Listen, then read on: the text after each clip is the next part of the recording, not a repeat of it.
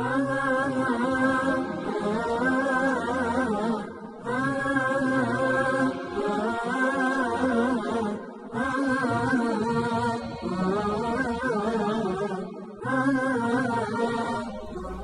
لله رب العالمين والصلاة والسلام على نبينا محمد وعلى آله وسلم. caawa waxaanu ka hadlaynaa mawaadiicdii tixanaha aan soo wadnay oo la xiriiray horumarinta bini aadamka. mawduucan wuxuu yahay mawduuc aad iyo aad muhim u ah, waxaana uu yahay go-aan qaadashada. go-aan qaadashada af ingiriiska waxaa lagu yihahdaa decision making, carabigana waxaa lagu yihahdaa itikaadu lqaraar. go-aan qaadasho maxaa tahay, muhiimaadaadana maxay tahay? go-aan qaadashada markii aan soo koobno macno ahaan waxa weeye inaad kala dooratid arrimo isgarab yaalla adoo eegaya hadba meesha maslaxaddu ay ku jirto oo markaa ku dhaqaaqaya waxaa iyada ah. dadku waxay u qeybsamaan go-aan qaadashada xaalkeeda marka la eego laba nooc. nooc aan lahayn go-aan qaadasho iyo nooc ku fiican go-aan qaadashada.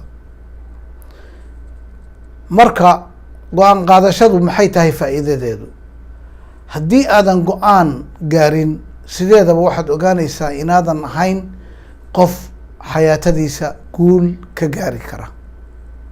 saa awgeed labada nooc aan soo sheegnay waxaa wanaagsan dadka go-aanka qaata. dadka aan go-aanka qaadan had iyo jeer waxay waktigooda ku dhammaystaan iyagoo ku wareersan ama dad intaa weydiinaya maxaan sameeyaa. run ahaantii ma xuma inaad dadka la tashatid oo adigoo baaraya oo raadinaya arrimuhu say u kala wanaagsan yihiin, laakiin inaad noqotid mid aan waqtigiisoo dhan ku dhumiya dad la shirid iyo war ururin iyo ma garanaysa ka fekerid ilaa waqtiga uu kaa dhaco ama fursaddii markaa aada heli lahaydba ay ku dhaafto. saa awgeed dadka qaraar gaaridda fiican had iyo jeer waa dadka aada iyo aada u najaxa. waxaad arkaysaa oo aada iyo aada muhim ay ugu tahay iyadoo xayaatadoo dhan ay tahayba qaraar ama ay tahay go-aan. xataa inaad noqotid qof liibaanay waxay ku xiran tahay inaad qaraar ku gaartid. anigu waa fiicna, anigu qof liibaanay baa nahay. xataa inaad nafsadaada markaad dhisaysid inaad go-aan ku gaartaa la rabaa. anigu waa fiicnahay, waa xoog baan leeyahay, wax waan gaari karaa, waan wanaagsana. su-aashu waxay tahay marka, ma waxaa wanaagsan in aad go-aanka u gaartid si dhaqso leh, mise waxa wanaagsan inaad go-aanka u gaartid adoo la daahay?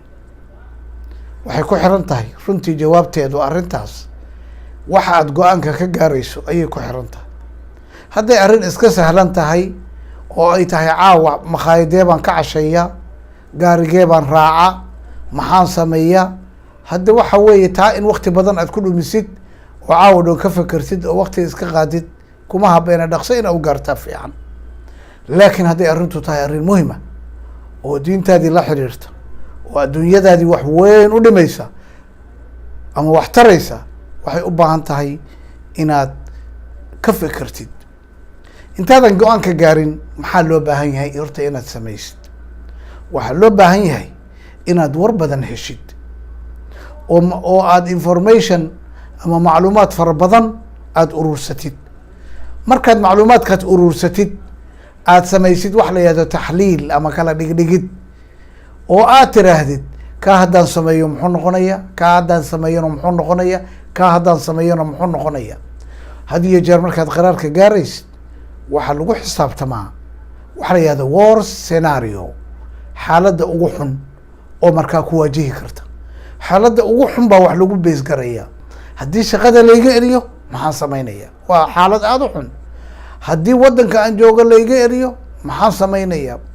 haddii ma garanaysaa dagaal ka dhaco meeshayda maxaan samaynaya? waxaasoo dhan waxaad u samaynaysaa arrinta ay soomaalidu yidhaahdaan khayr wax kaama dhibo ee shar u tooghay. khayr wax kaama dhibo ee shar u tooghay. haddii khayr ku ziyaado maxaa kaa xumaaday? laakiin sharka ku talagal.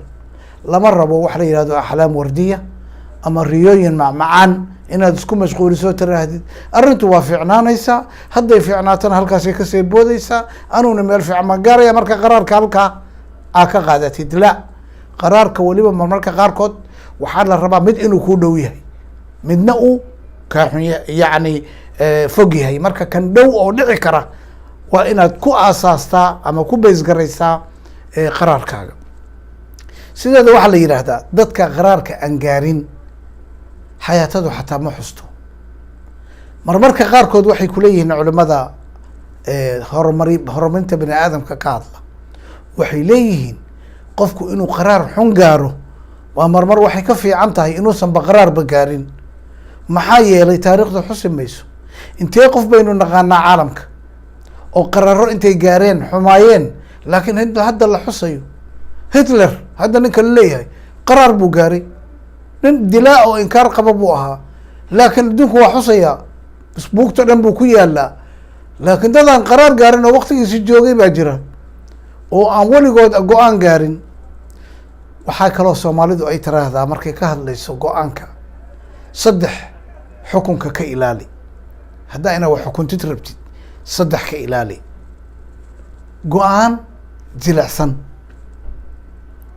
go-aan jilicsan, gar eexo iyo gacan xiran. mahmaadaas waxay kutusaysaa marka inaad go-aan gaartid keliya maahee inaad go-aankaagana aad kusii adkaysatid oo aadan noqon mid labac ah oo maanta go-aan gaara barina go-aan kala gaara, saadamana go-aan kala gaara. dadka najaxay calaamadahooda waxaa ka mid ah inay dhaqso u qaataan qaraarka ama go-aanka. ka noqoshadooduna ay aada u dhib badan tahay qaraarka, oo markay ka noqonayaan ay aada uga fekeraan. dadkan aan najixin oo faashiliinta oo aan wanaagsanayna waxaa lagu yaqaanaa way la daahaan qaraarka.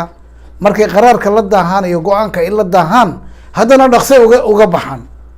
marka walaal ha noqon qof aan qaraar lahayn ama go-aan aan lahayn, ha noqon qof qaraarkiisa ama go-aankiisa bedbedela habeen iyo maalin, ha noqonin qof qaraarkiisu ku xiran yahay dad kale waxa ay kuu sheegaan oon cilmi ku dhisnayn. intaa ayaan kusoo koobaynaa mawduuca qaraarka. wallahu subxaanahu wa tacaala aclam.